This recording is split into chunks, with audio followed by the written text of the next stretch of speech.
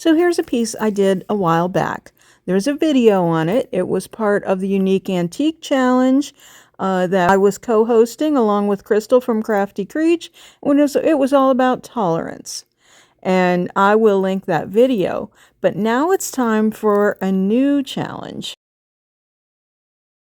Once again, it's a Unique Antique Challenge hosted by Krystal from Crafty Creech, but this time it's co-hosted by Margie from The Asking Spot, and it's the Spring Renew Challenge. So I'm going to take this piece that didn't sell and renew it.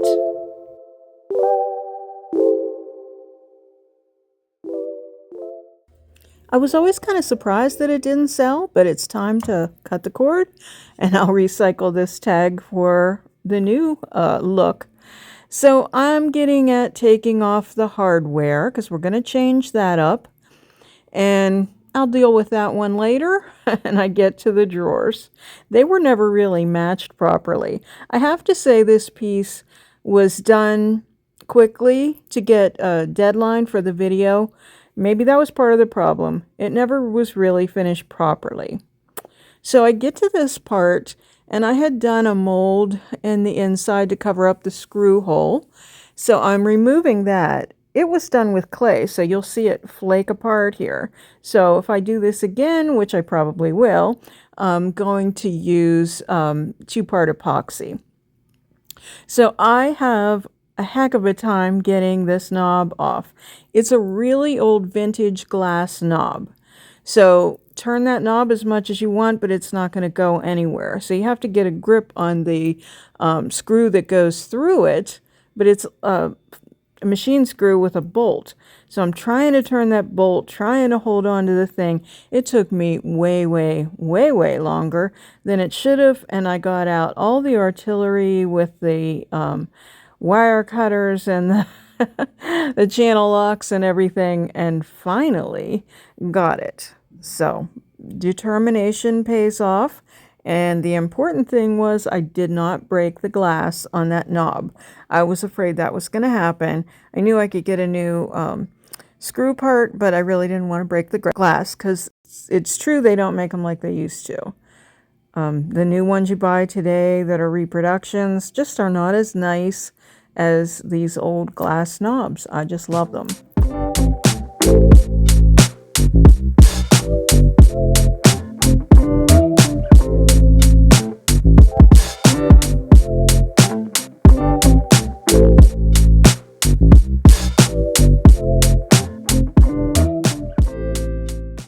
Okay, here's something I have wanted to do forever. Finally got myself a new shop vac, and I took the hose and I connected it to my sander using a hose strap, or a hose clamp, I guess you call it. But it was a tight fit before I put the clamp on.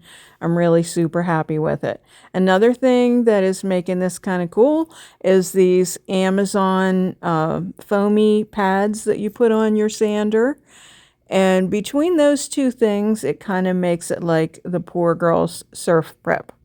So not quite, but you know. And you may get a kick out of this because I start and I'm just going to town, and then I realize, hey, I'm seeing some dust here. Well, you have to turn them both on. I only had my sander on. Also, ring around the rosy here. I had myself wrapped up in 2 cords. But yeah, I noticed that I was seeing dust and thought, what's the problem here? And I realized that I didn't have the vacuum on, only the sander.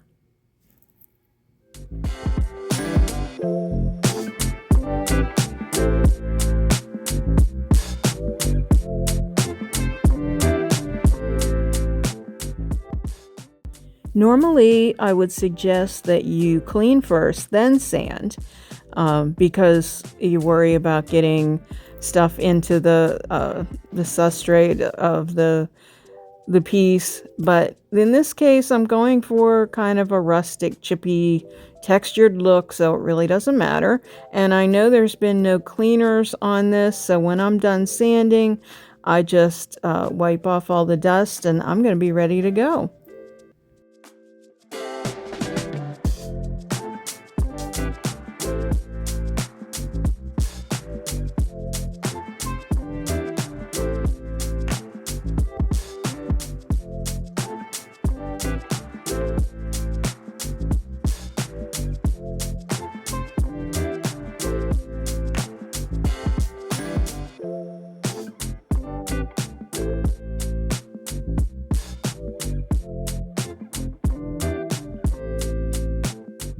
I used some Dixie mud to fill in the holes because I'm going to be using some new knobs.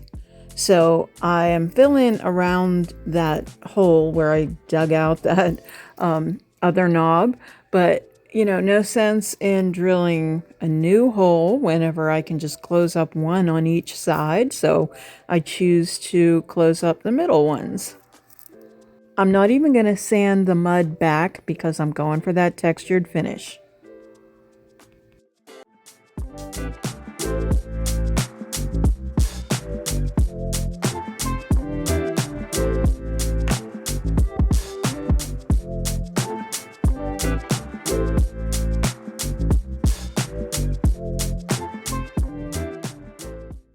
For my first coat, I'm going to use Hurricane Gray, and I'm going to use the large Best Dang brush to stipple it on to give me some texture.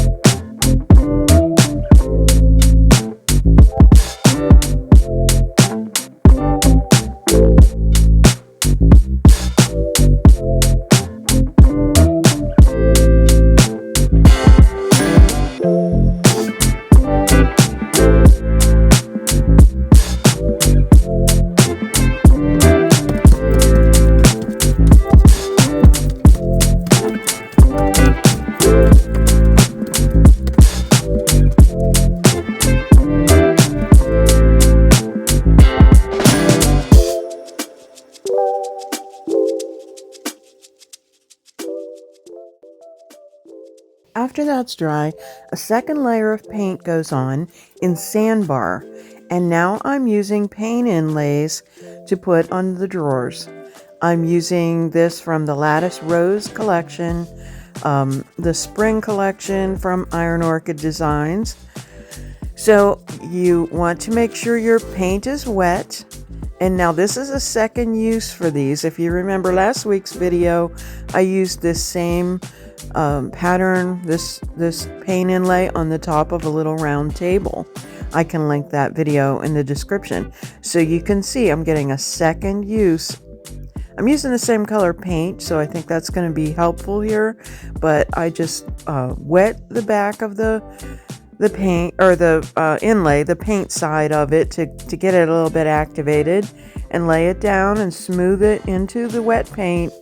And then I mist it again, and I just use a paper towel to make sure it's smooth, because you want that that paper with the paint in it to make good contact with your wet paint so they sort of fuse together. So that's all there is to a paint inlay. Last week we talked about sometimes when you don't get great results, but overall I'd say 99.9% of the time, if you kind of go by the guidelines, you should be fine. I really do end up pushing the envelope a little bit with some of these that I'm using multiple times, but it gives a faded look, and to me this set is all about like faded wallpaper look. So I'm using the other patterns in there, one for each drawer, and I am having so much fun doing it. I just love this part of the process.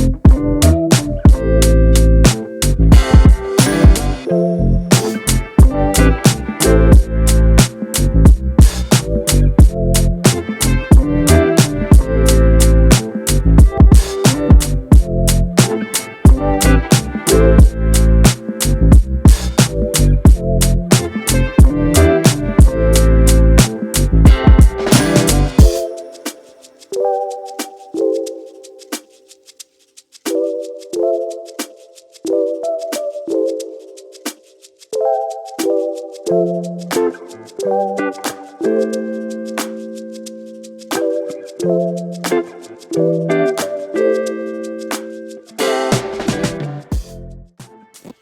it's time for some fun. I re-wet the paper and then I peel it off gently. So I did let it sit overnight, but you don't have to do that. You can just let it dry. But that suited my schedule. So I am peeling up this one that I pieced. The reason I did that, it was because the pattern was more vertical than the other ones. It didn't matter, so I just laid them the long way. So it's coming up just beautiful. I take each sheet as I remove it and lay it with the paint side up on more of the tissue papers that came with it so that it will have a chance to dry so that I can reuse them.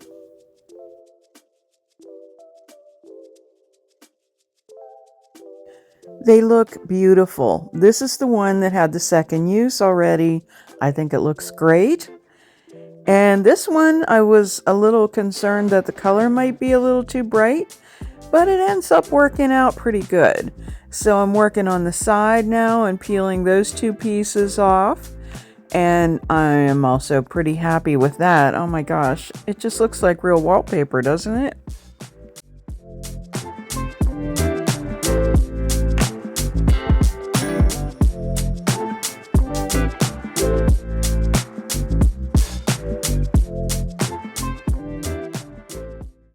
Check out this transfer. It's called Joie de Roses, and I'm going to use it on the front of this little secretary desk. So I'm holding it up so that I can piece it. The grid lines on these make it so easy to do this intricate work.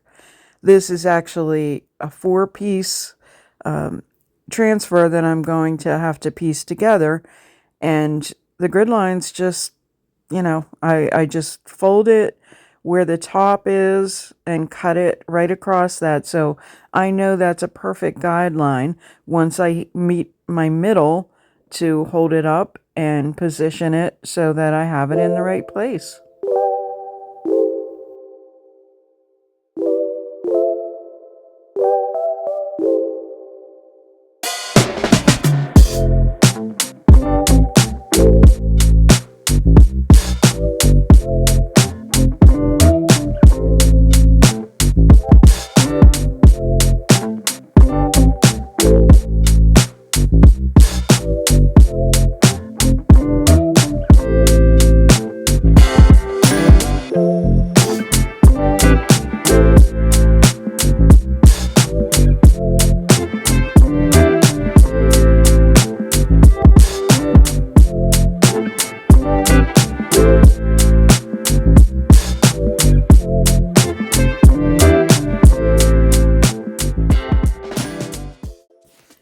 I used the cutoff from my other piece to help me cut the right length off the top of this one so that I can position it and know it's in the right place.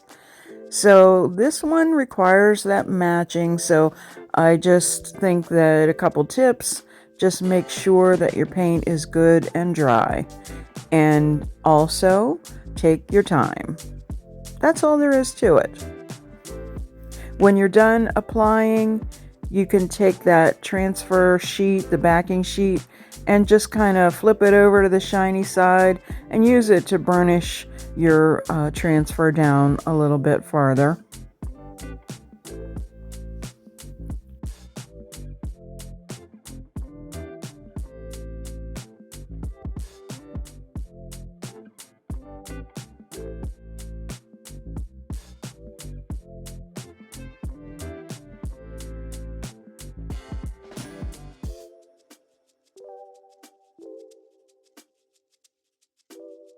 On these side pieces, I'm cutting off the top as well as off the side so that I don't have a lot of excess that will get stuck to parts that I don't want it to stick to.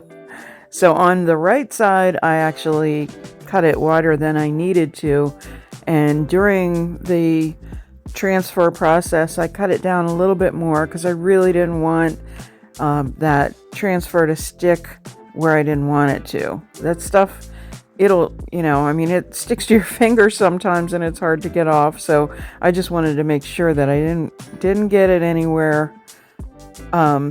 So it's really easy to cut it and to remove it. So I took it the whole way around the sides and I made sure I had it down in those grooves. And if you do get it on something, you can sand it off, but I just thought it was easier to remove this excess before we had any problems.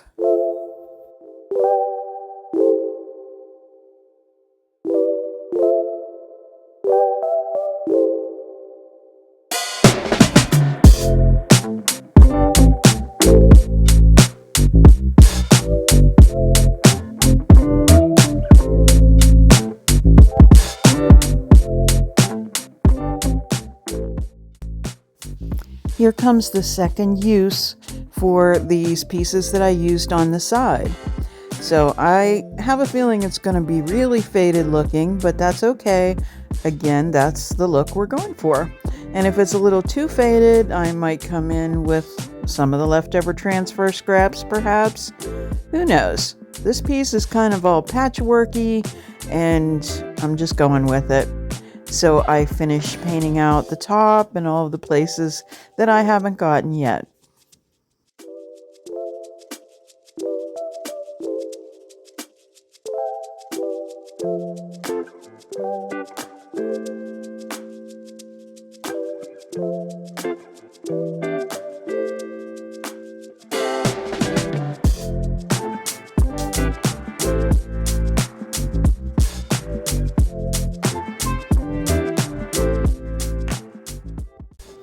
Before I go home for the evening, I paint the inside of the drawers with soft pink.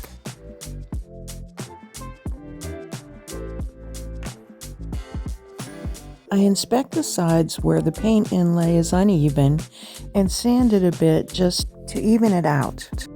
Remember, I'm still going for that faded look. I also use the sandpaper over my transfer again to give it a more aged look.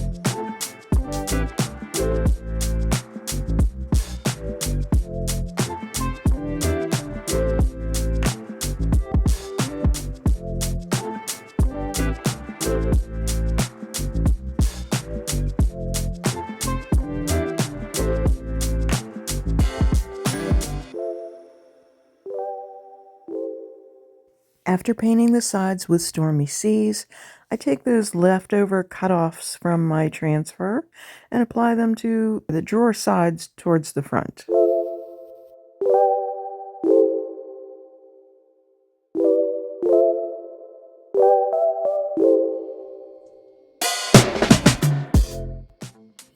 I pour some molds using fast cast 2-part epoxy. I use parts of the Cameo mold with roses in them and the olive crest mold. I get it while it's still flexible and I kind of bend it to shape over that little nut that holds that knob on. I glue it down, I use some tape, and I use some clamps.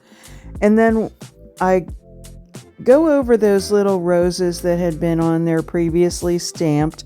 And again, I'm using the ends of my transfers that I had left over, positioning it so that I'm hitting the edges, and also you can see I'm doubling this one over to cover up some of those old stamps that I had on there. Definitely giving this piece a whole new outlook on life.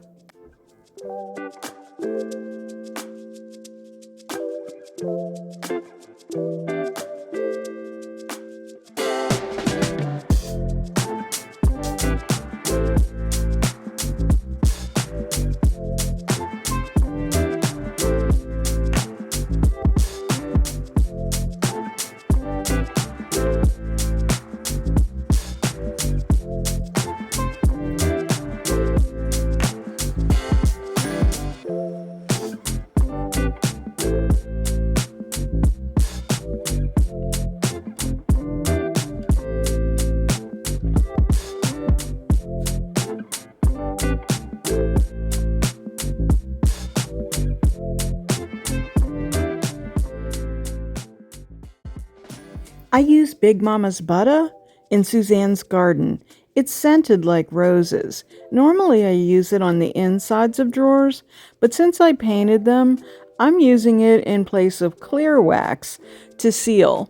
Now remember, I used that spray on the drawers and everywhere that I used the paint inlays. And the reason I did that is so that when I used this wax, that it wouldn't smear my paint inlay. So I'm using the clear first because now I'm using grunge gray wax, and it makes it a lot easier to manipulate that dark wax so that it doesn't look too dark.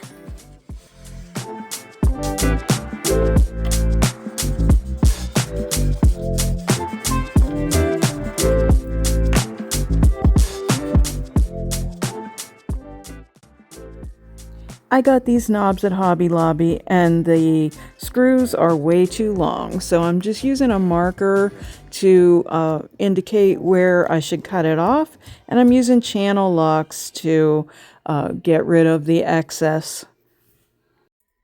As we get ready for the big reveal, don't forget to watch all of the videos in the playlist.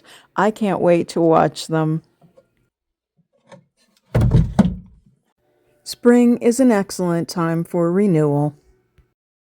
I add a little zinc gilding wax to my rose and on the inside to my olive crest mold.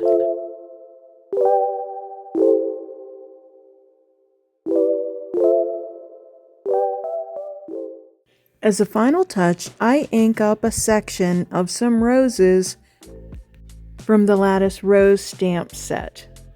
Again, from the spring release. And I really think it's just the perfect thing that I needed on this little olive crest mold. What do you think?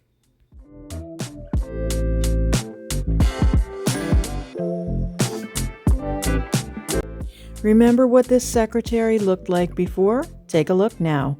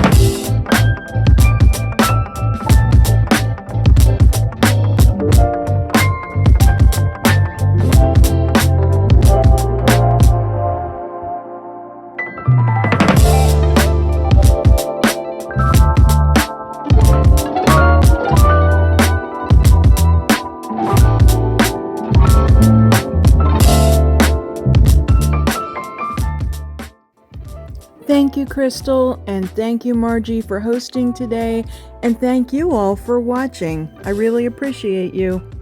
If you like this video, please give it a thumbs up and share it with your friends. Don't forget to subscribe and hit that notification bell so you don't miss a thing. Find us on the web at statementdesigns.org and on social media as Statement Designs. Stay well.